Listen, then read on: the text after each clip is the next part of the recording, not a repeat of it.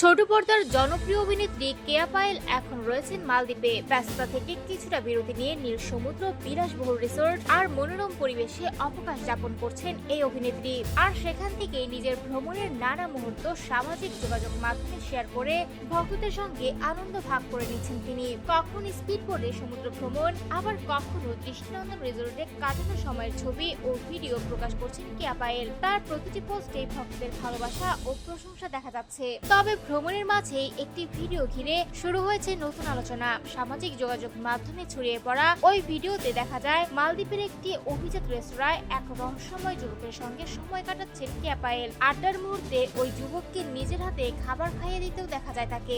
আর এই দৃশ্য সামনে আসতেই মুহূর্তের মধ্যে ভাইরাল হয়ে যায় ভিডিওটি। এরপর থেকেই নেটিজেনদের মধ্যে শুরু হয়েছে নানা জল্পনা। অনেকেই ধারণা করছেন ভিডিওতে থাকা ওই ব্যক্তির সঙ্গে হয়তো বিশেষ কোনো সম্পর্কে রয়েছেন অভিনেত্রী। কেউ কেউ আবার কেয়ার এই মালদ্বীপ সফরকে বলছেন প্রেমের সফর। এদিকে প্রেমের গুঞ্জনের মধ্যে কেয়া পায়েলের একটি নতুন পোস্ট যেন আলোচনায় যোগ করেছে নতুন মাত্রা। গত 6 জুলাই নিজের একটি ছবি প্রকাশ করে তিনি ক্যাপশনে লিখেছেন, প্রথম ভালোবাসা কি ভোলা যায়। অভিনেত্রীর এই ছোট্ট ক্যাপশন ঘিরেও শুরু হয়েছে নানা মন্তব্য।